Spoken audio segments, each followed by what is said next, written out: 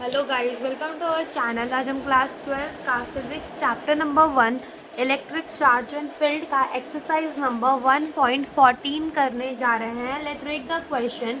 Consider a uniform electric field E is equals to 3 into 10 raise to the power 3 I cap newton per coulomb. A. What is the flux of this field through the square of 10 centimeter on a side whose plane is parallel to the YZ plane? B. What is the flux through the same square if the normal to this plane make an 60 degree angle with the x axis? इस question में हमें क्या बोला है? इस question में हमें बोला है कि हमारे एक एक्स एक्सिस एक वाई एक्सिस एक एक्स एक्सिस और एक क्या है जेड एक्सिस है। और X Y Z Y Z plane में हमने क्या रखा है? एक स्क्वायर रखा है और वहाँ पे क्या हो रही है? इलेक्ट्रिक फील्ड जा रही है। जितनी इलेक्ट्रिक फील्ड हमें कितनी दे रखी है? इलेक्ट्रिक फील्ड हमें दे रखी है 3 into 10 raise to the power 3 I cap newton per coulomb. और आई कैप से क्या डायरेक्शन है कि आई कैप से क्या मतलब है कि जो हमारी इलेक्ट्रिक फील्ड है वो कहाँ है? इस तरफ। इलेक्ट्रिक फील्ड कहाँ है? हमारी इस तरफ इलेक्ट्रिक फील्ड है।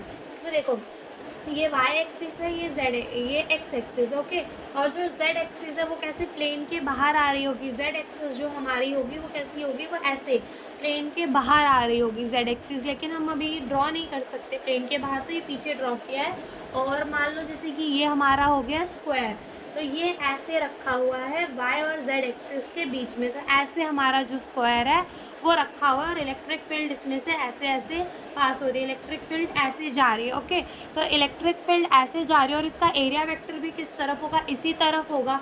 ओके, तो देखो अपनी इलेक्ट्रिक फील्ड जो है वो इस तरफ जा रही है बराबर, और इसका जो एरिया वेक्टर है दैट इज डेल्टा एस, वो भी हमारा कहाँ जा रहा है? इस तरफ जा रहा है। डेल्टा एस से हम क्या रिप्रेजेंट कर रहे हैं? अपना एरिया वेक्टर रिप्रेजेंट कर रहा है। तो हमें क्या बोला है? हमें फाइंड करना है फ्लक्स कितना होगा इसमें। ओके, और ये स्क्वायर का जो साइड है वो कितना है? 10 सेंटीमीटर है। और हमें क्या फाइंड करना है? फ्लक्स फाइंड करना है थ्रू दिस स्क्वायर से।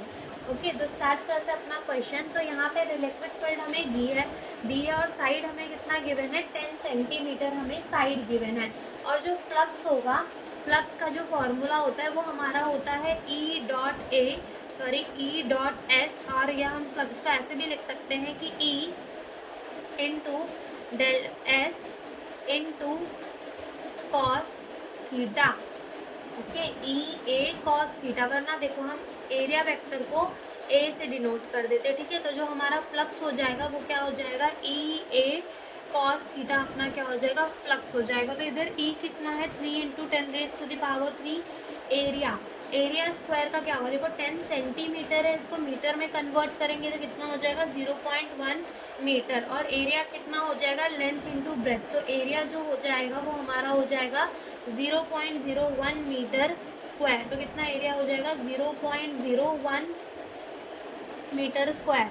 और कॉस थीटा यहाँ पे देख सकते हो आप लोग, एंगल कितना है? 0 डिग्री का। तो जो कॉस 0 डिग्री होता है वो अपना किसके इक्वल होता है? 1 के इक्वल होता है। तो यहाँ पे आ जाएगा कॉस 0 डिग्री आ जाएगा। इन दोनों को जब मल्टीप्लाई करेंगे तो जो हमारा आंसर है वो आ जाएगा फाई, यानी कि flux is equals to 0.03 into 10 raise to the power 3।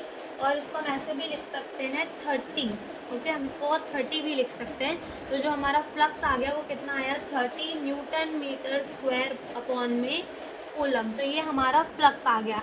अब ये ए पार्ट हो गया क्वेश्चन का। बी पार्ट ऑफ क्वेश्चन में हमें क्या बोला है? बी पार्ट ऑफ क्वेश्चन में हमें ये बोला है कि मान लो हमने जो एरिया वेक्टर है उसको 60 डिग्री में कर दिया, यानी कि जो थीटा बन गया वो 60 डिग्री बन गया। तो फाई का फॉर्मूला यानी फ्लक्स का फॉर्मूला तो ई ए कॉस थीटा ही है।